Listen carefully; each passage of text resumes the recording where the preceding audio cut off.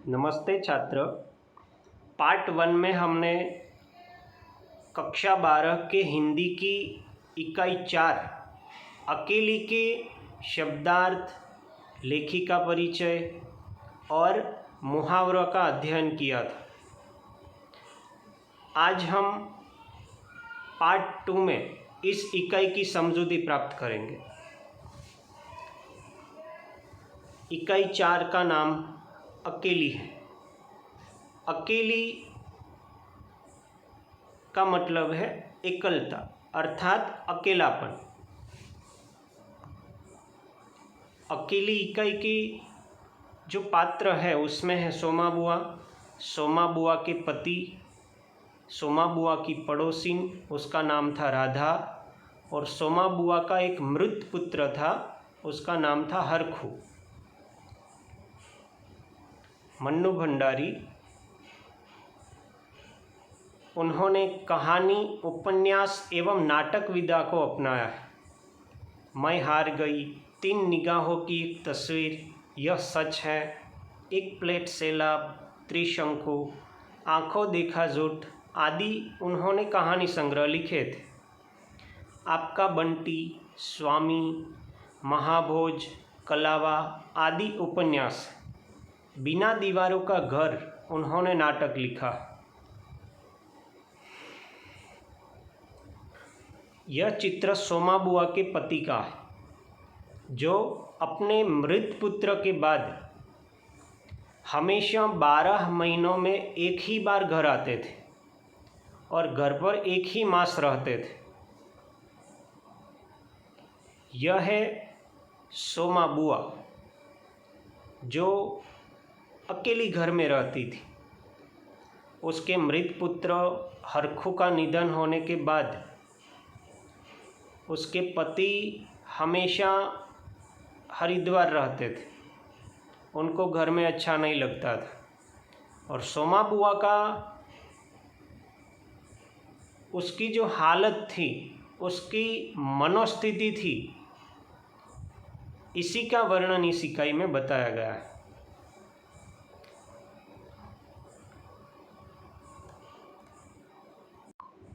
सोमा बुआ बुढ़िया है। सोमा बुआ परित्यक्ता है। बुढ़िया यानी वृद्ध। परित्यक्ता का मतलब है पति के द्वारा त्यज्या हुआ। सोमा बुआ अकेली है। सोमा बुआ का जवान बेटा क्या जाता रहा, उनकी अपनी जवानी चली गई। घर में हमेशा अपने प्रिय व्यक्ति या पुत्र का निधन होता है तो माता पिता का सारा जीवन एक निराशाजनक में डूब जाता है।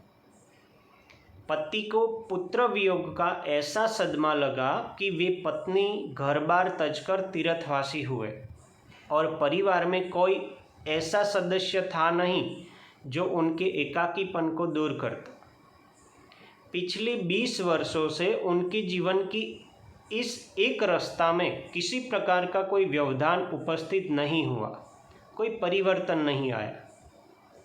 यानी सोमा बुआ के पति हमेशा तीर्थवासी हो गए थे और 20 साल से सोमा बुआ के जीवन में कोई व्यवधान उपस्थित नहीं हुआ, कोई आंतरिक तकलीफ भी नहीं आई, मुश्किलें भी नहीं आई जिसके कारण उनके जीवन में कुछ बदलाव आए। परंतु एक ही जैसी स्थिति, एक रास्ता भरी स्थिति सोमा बुआ के जीवन में बनी हुई थी। सोमा बुआ के जो पति थे वो हर साल 1 महीने के लिए उनके पति उनके पास आकर रहते थे, पर कभी उन्होंने पति की प्रतीक्षा नहीं की, उनकी राह में आंखें नहीं बिछाई।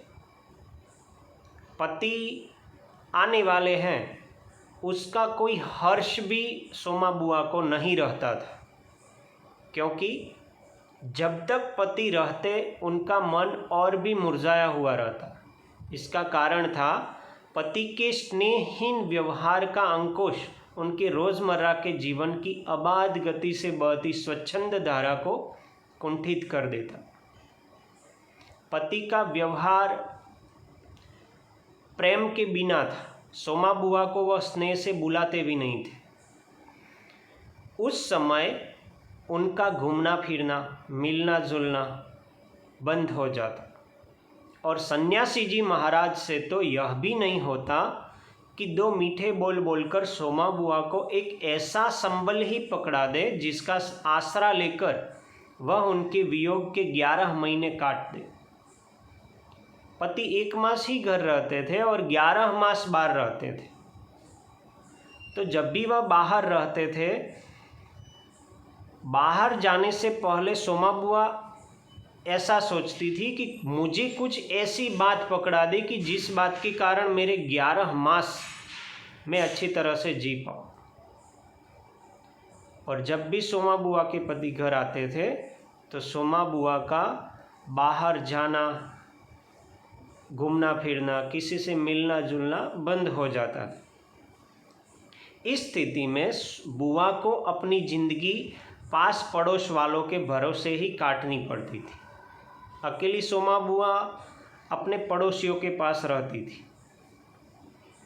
किसी के घर मुंडन हो, छठी हो, जनेऊ हो, शादी हो या गमी, बुआ पहुंच जाती और फिर छाती फाड़कर काम करती, मानो वे दूसरे के घर में नहीं अपने ही घर में काम कर रही हो। सोमा बुआ दूसरों को अपना बनाना चाहती थी। सोमा बुआ दूसरों के घर जाती थी, फिर भी उसको ऐसा नहीं था कि यह किसी और का घर है। जहाँ जाती थी अपना ही घर समझकर वहाँ बहुत परिश्रम करती थी। सोमा बुआ जब अकेली रहती थी तो किसी के घर पर मुंडन हो, 16 संस्कारों की विधि, उसमें मुंडन संस्कार जो आप प्रथम चित्र में देख रहे हैं। फिर छठी का मतलब है बालक का नामकरण संस्कार। 6वें दिन बालक को नाम दिया जाता, नए जन्मे हुए बालक को। और तीसरा चित्र है जनेऊ यानी यज्ञोपवीत संस्कार, जो 16 संस्कारों के 3 संस्कार यहाँ बताए गए।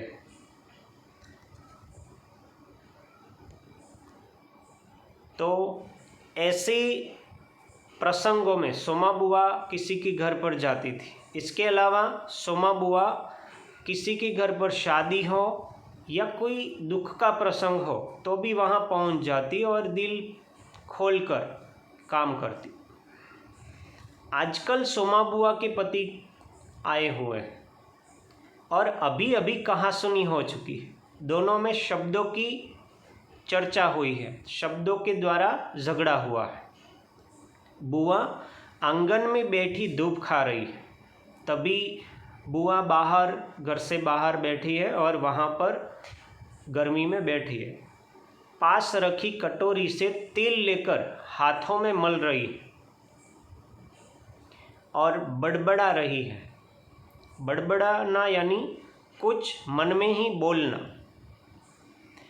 इस 1 महीने में अन्य अवयवों की शिथिल हो जाने के कारण उनकी जीभ ही सबसे अधिक सजीव और सक्रिय हो उठती है। तभी हाथ में एक फटी साड़ी और पापड़ लेकर ऊपर से राधा भाभी उतरी। यह बोल ही रही थी, तभी मन में बड़बड़ाने के बाद अचानक सोमा बुआ के घर के ऊपर उसकी पड़ोसिन राधा रहती थी। वह राधा एक साड़ी और हाथ में कुछ पापड़ लेकर वहाँ आती। राधा सोमा बुआ का सहारा थी। सोमा बुआ अकेली रहती थी तो बातचीत करने में उनका मन भर न जाए, उनकी बातों को सुनने के लिए सोमा बुआ हमेशा तत्पर रहती।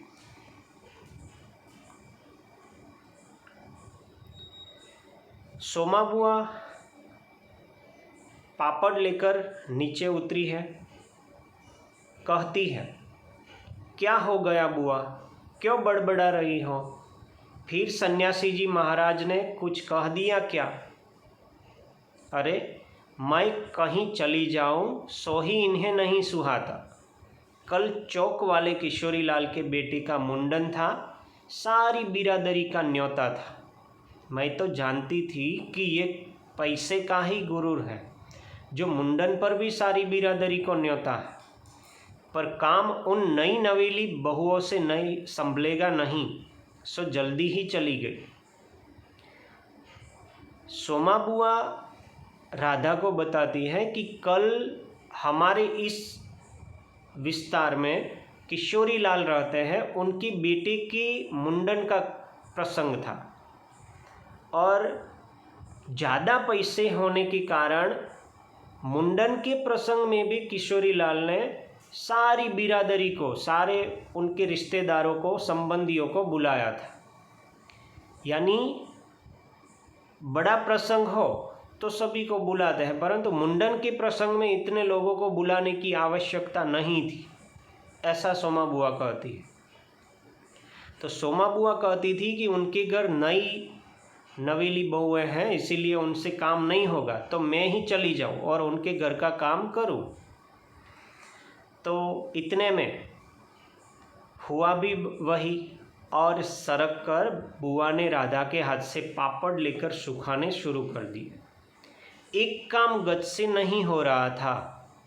अब घर में कोई बड़ा बूढ़ा हो तो बतावे, या कभी किया हो तो जाने। गीत वाली औरतें मुंडन पर बन्ना बन्नी गा रही थी, यानी मुंडन का प्रसंग था और जो गीत गाने वाली औरतें थी, लग्न में जो हम गीत गाते हैं, इसी प्रकार मुंडन के गीत गाने की बजाय सभी बन्ना बन्नी का गीत गा रही थी, यानी कि लग्न गीत गा रही थी। मेरा तो हंसते हंसते पीठ फूल गया और उसकी बाद से ही कुछ देर पहले का दुख और आक्रोश धुल गया। अपने सहज स्वाभाविक रूप में वे कहने लगी, भट्ठी पर देखो तो अजब तमाशा, समोसे कच्चे ही उतार दिए, इतने बना दिए कि 2 बार खिला दो, और गुलाब जामुन इतनी कम कि एक पंगत में भी पूरे न पड़े। यानी कि उनको आयोजन करना नहीं आता था। उन्होंने समोसे इतने बना दिए थे कि 2 बार लोग भोजन कर सके, और गुलाब जामुन को कम बनाया था। पंगत का मतलब है भोजन के लिए कतार में एक पंक्ति में बैठना और भोजन करना, उसे पंगत कहा जाता है। तो उसी समय खोआ मंगवाकर नए गुलाब जामुन बनाए।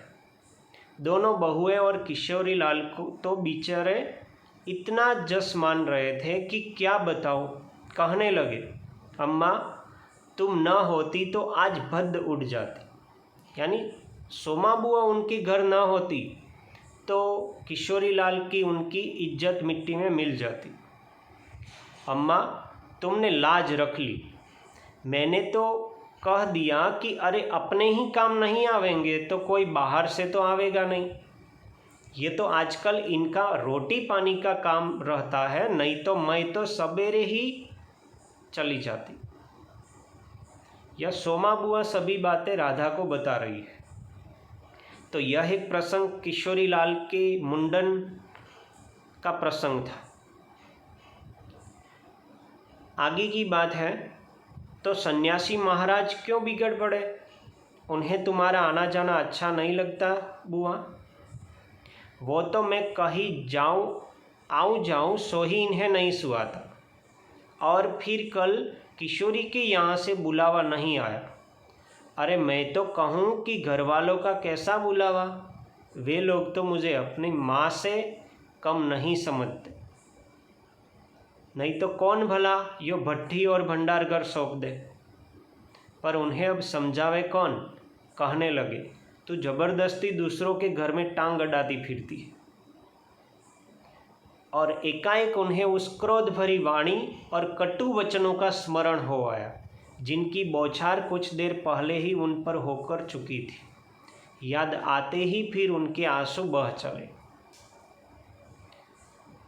सोमा बुआ अपने पति के बारे में कहती है कि मैं किशोरी लाल के यहाँ गई तो मेरे पति ने कहा कि तू बिना बुलाए किसी के घर चली जाती है, ये अच्छा नहीं है।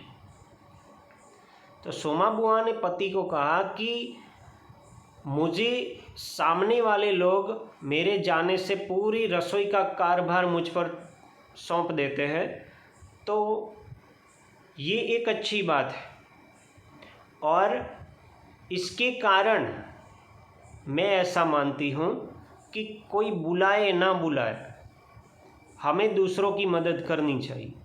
तो ऐसी बात राधा से कहते कहते सोमा बुआ रो पड़ती है। अरे रोती क्या हो बुआ, कहना सुनना तो चलता ही रहता है। सन्यासी जी महाराज 1 महीने को तो आकर रहते हैं, सुन लिया करो, और क्या। सुनने को तो सुनती ही हूँ, पर मन तो दुखता ही है कि 1 महीने को आते हैं तो भी कभी मीठे बोल नहीं बोलते। मेरा आना जाना इन्हें नहीं सुहाता। सो तू ही बता राधा, ये तो साल में 11 महीने हरिद्वार रहते हैं, इन्हें तो नाते रिश्तेदारों से कुछ लेना देना नहीं, पर मुझे तो सबसे निभाना पड़ता। मैं भी सबसे तोड़ताव कर बैठ जाऊं तो कैसे चले। मैं तो इनसे कहती हूँ कि जब पल्ला पकड़ा है तो अंत समय में भी साथ ही रखो। सो तो इनसे होता नहीं, सारा धर्म कर्म यही लूटेंगे, सारा जश यही बटोरेंगे, और मैं अकेली पड़ी पड़ी यहाँ इनके नाम को रोया करूँ। उस पर से कहीं आऊँ जाऊँ वह भी इनसे बर्दाश्त नहीं होता। और बुआ फूट फूट कर रो पड़ी। बुआ जोर से रो पड़ती है। राधा ने आश्वासन देते हुए कहा, रो नहीं बुआ, अरे वे तो इसलिए नाराज हुए कि बिना बुलाए तुम चली गई। तो यहाँ बुआ राधा को बता रही है कि मैं किसी के घर पर जाऊं तो इनको अच्छा नहीं लगता। बुआ ऐसा मानती है कि किसी के साथ संबंध रखे तो अंत तक रखे, यानी कभी भी किसी के साथ थोड़ा समय संबंध न रखे। बेचारे इतने हंगामे में बुलाना भूल गए तो मैं भी मान करके बैठ जाती, फिर घर वालों का कैसा बुलाना। मैं तो अपनेपन की बात जानती, कोई प्रेम नहीं रखे तो 10 बुलावे पर नहीं जाऊं, और प्रेम रखे तो बिना बुलाए भी सिर के बल जाऊं, यानी दौड़ कर जाऊं। मेरा अपना हरखू होता और उसके घर काम होता तो क्या मैं बुलावे के भरोसे बैठी रहती। मेरे लिए जैसा हरखू वैसा किशोरी लाल।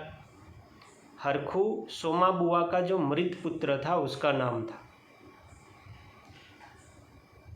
आज हरखू नहीं है, इसी से दूसरों को देख देख कर मन भरमाती रहती और वे हिचकियाँ लेने लगी।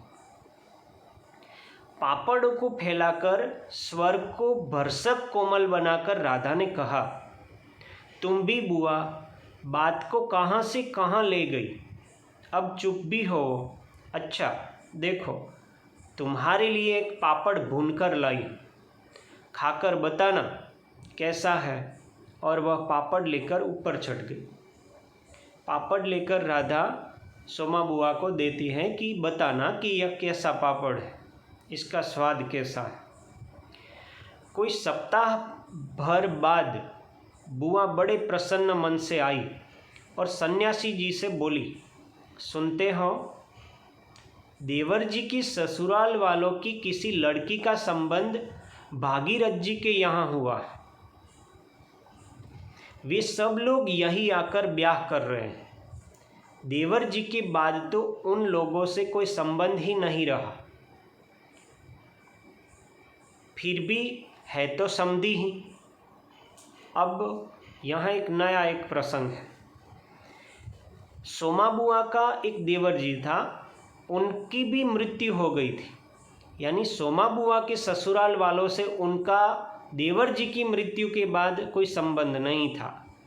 परंतु यह एक ऐसा प्रसंग है कि जिसमें देवर जी के ससुराल वालों का कोई प्रसंग, कोई रिश्ता उसी गांव में है और इसी कारण लग्न प्रसंग में सोमा बुआ का यह स्थान कैसा है उसके बारे में यहाँ चर्चा हुई।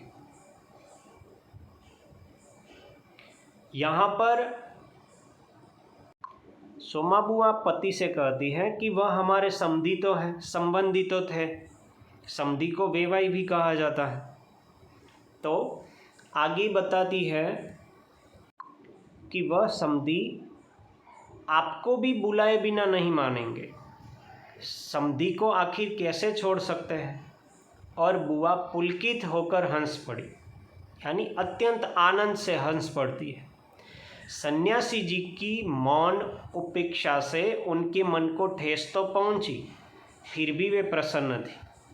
सोमा बुआ इतनी प्रसन्न थी कि उसने अपने पति को बात बताई, परंतु पति ने उपेक्षा की, फिर भी वह अत्यंत खुश थी।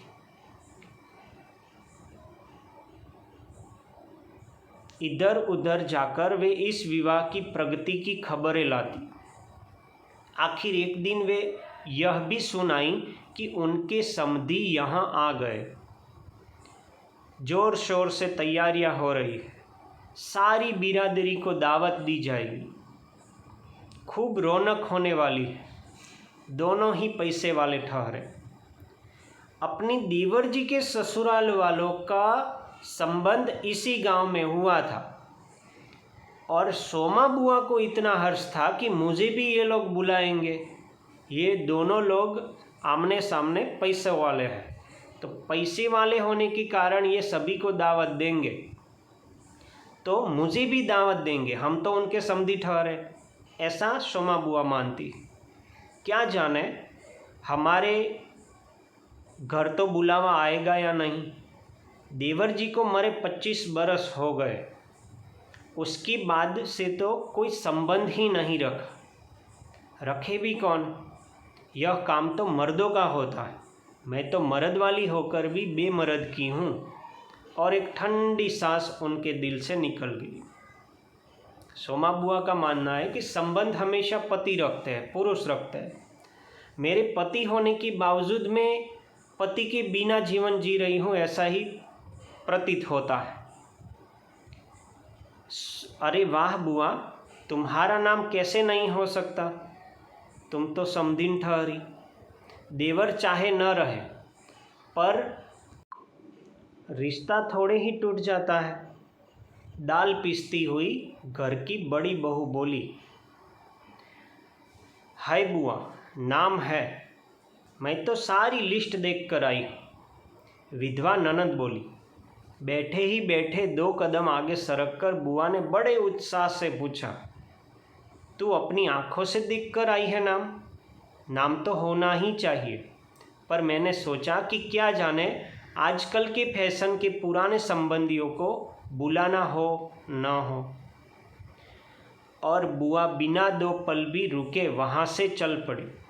अपने घर जाकर सीधे राधा भाभी के कमरे में बड़ी चढ़ी। क्यों री राधा, तू तो जानती है कि नई फैशन में लड़की की शादी में क्या दिया जावे है। समधियों का मामला ठहरा, सो भी पैसे वाले। खाली हाथ जाऊंगी तो अच्छा नहीं लगेगा।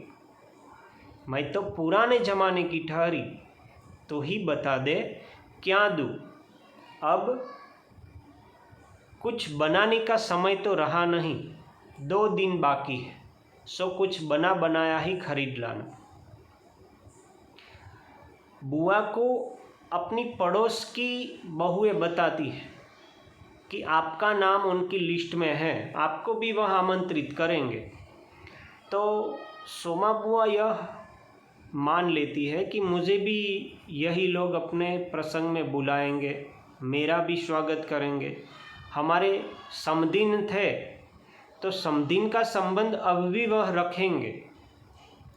तो सोमा बुआ इसी प्रसंग में कुछ भेंट क्या ले जाएं, तो इसीलिए राधा भाभी से वह बात करते हैं और राधा भाभी को सोमा बुआ बताती है कि ये लोग फैशन के समय के हैं, यानी आधुनिक पश्चिमी संस्कृति में मानने वाले भी लोग हो सकते हैं।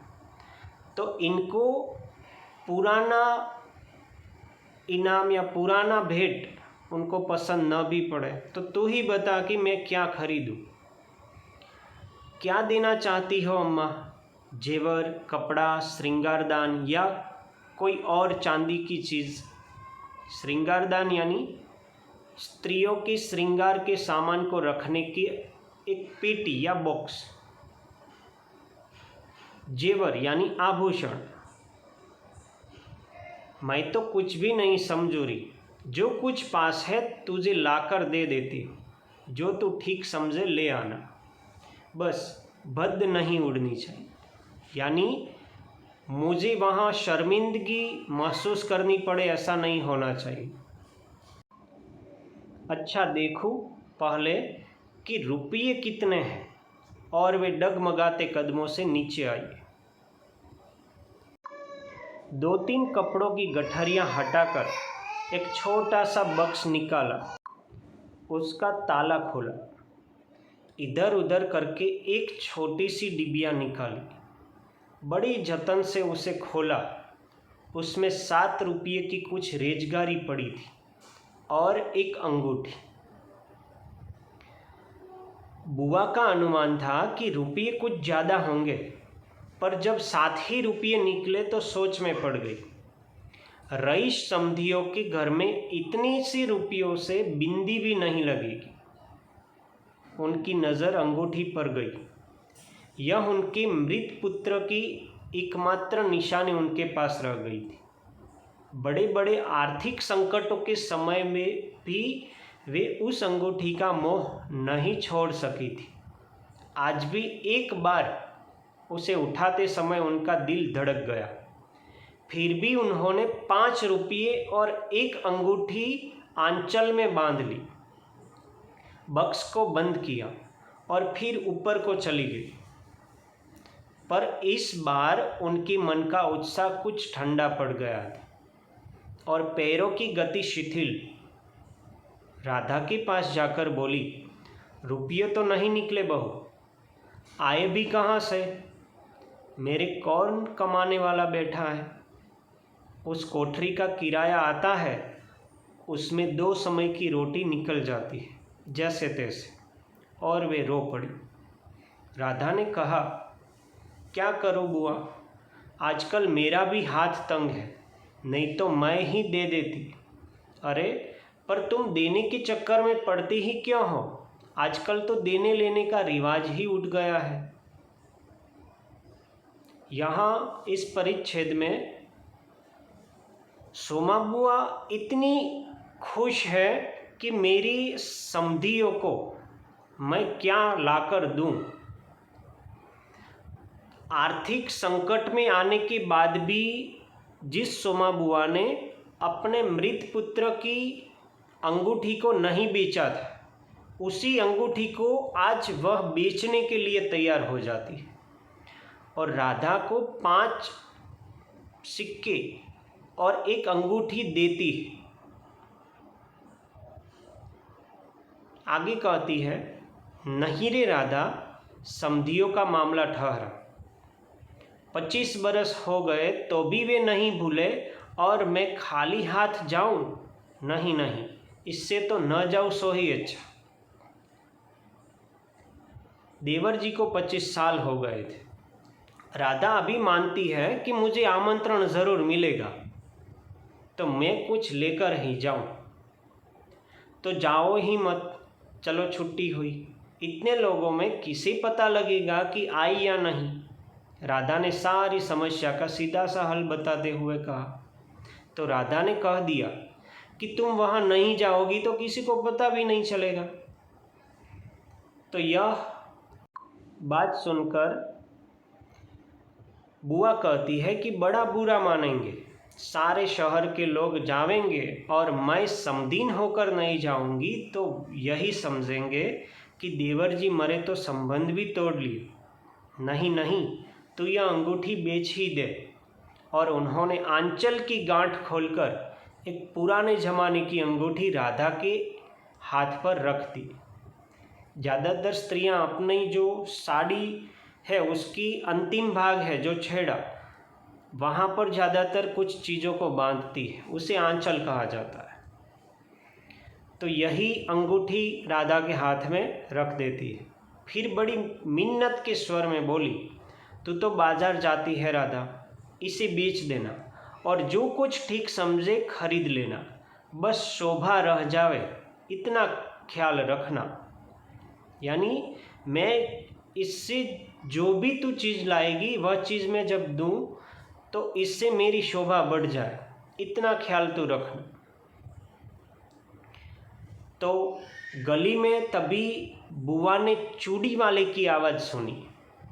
एकाएक ही उनकी नज़र अपने हाथ की बद्दी मटमैली चूड़ियों पर जाकर टिक गई। कल समधियों के यहाँ जाना है, जेवर नहीं है तो कम से कम कांच की चूड़ी तो अच्छी पहन ले।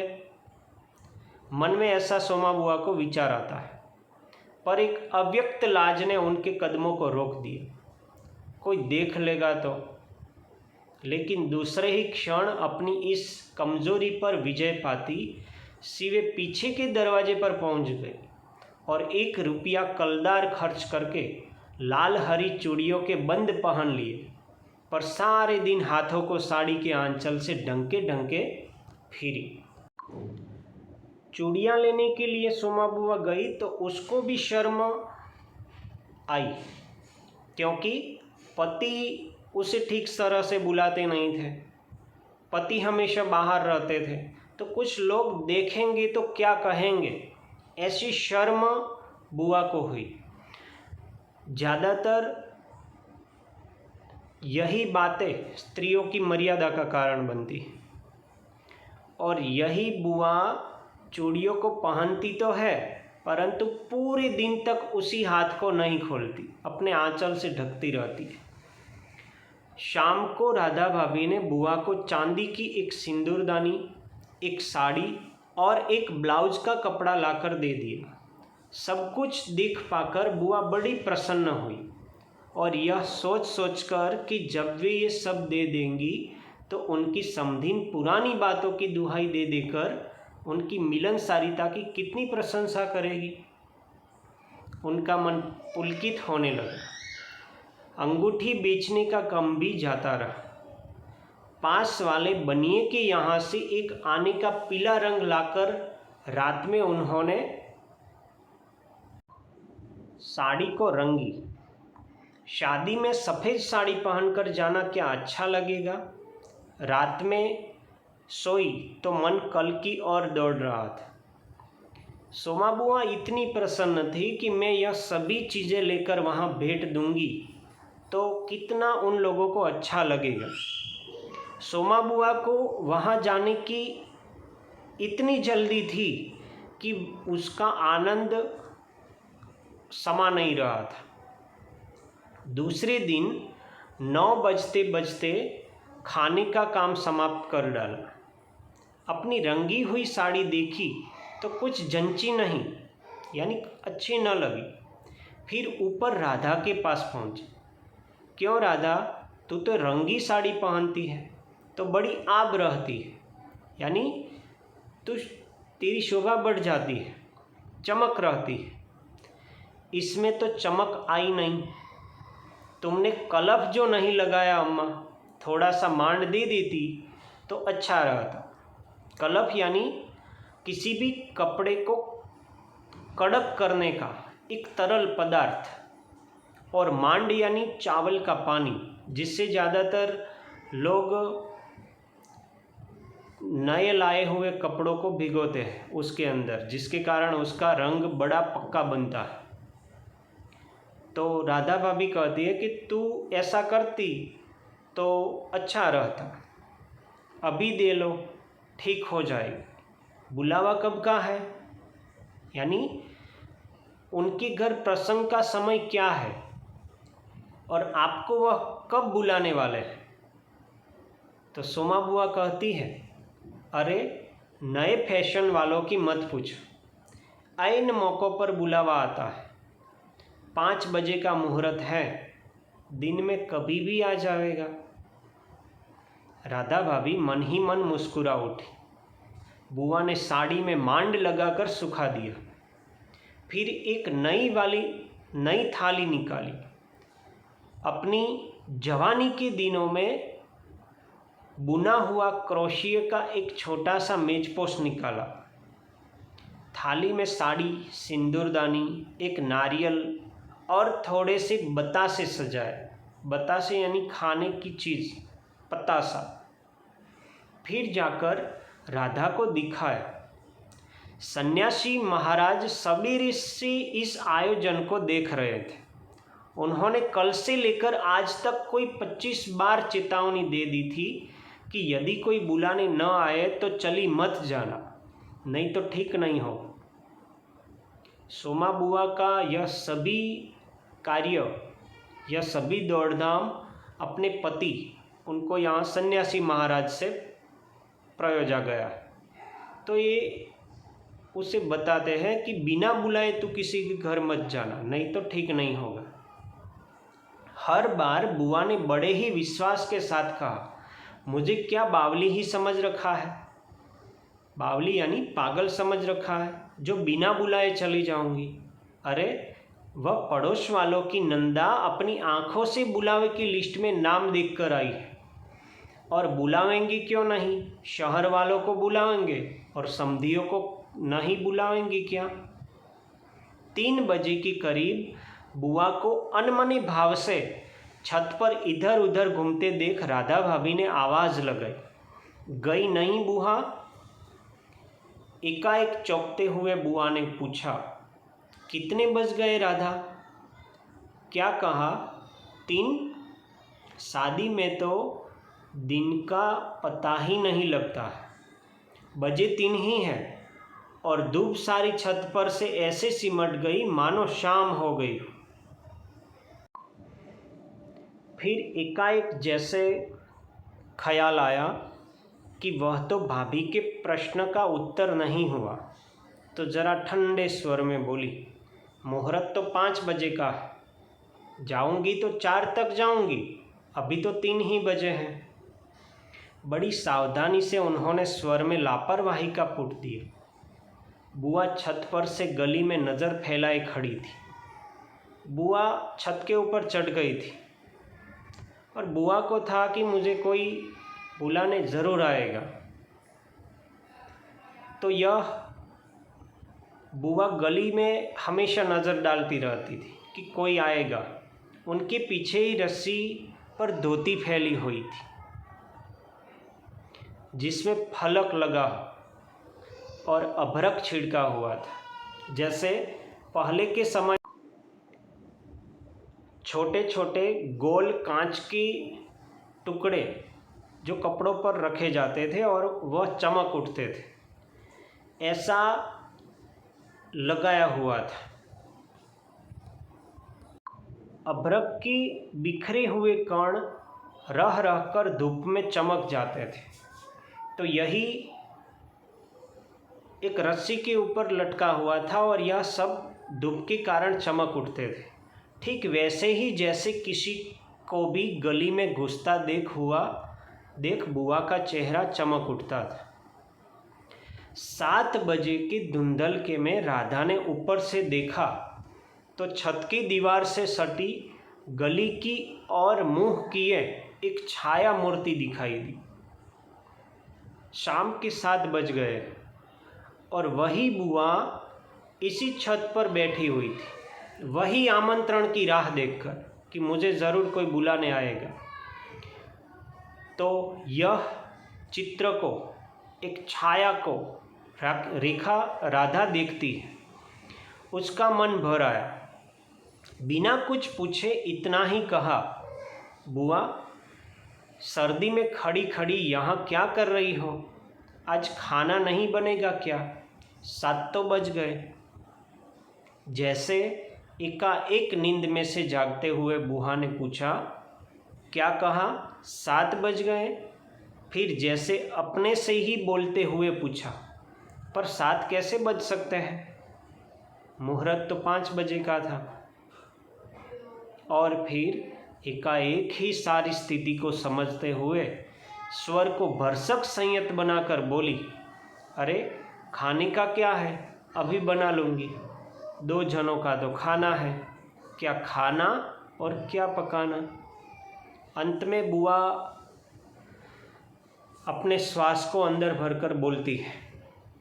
बुआ को आमंत्रण नहीं मिला और 7 बज गए उसी राह देखकर। फिर उन्होंने सूखी साड़ी को उतारा, नीचे जाकर अच्छी तरह उसकी तह की, धीरे धीरे हाथों की चूड़ियाँ खोली, थाली में सजाया हुआ सारा सामान उठाया और सारी चीज़ें बड़े जतन से अपने एकमात्र संदूक में रख दी। संदूक यानी एक पेटी। और फिर बड़े ही बुझे हुए दिल से अंगीठी जलाने बैठे। अंगीठी यानी सगड़ी को जलाकर रसोई कार्य करने लगती है और सोमा बुआ एक उदासीन चेहरे से फिर अपने काम में लग जाती है। इस इकाई में हमने सोमा बुआ जो लोगों के प्रति अपनापन रखती थी, जो भावनाएं रखती थी, सोमा बुआ की जो दूसरों के प्रति जो भाव था उसका वर्णन हमने देखा। और इस इकाई में जो प्रसंग था उससे हम सोमा बुआ की पूरी स्थिति को देख सकते हैं।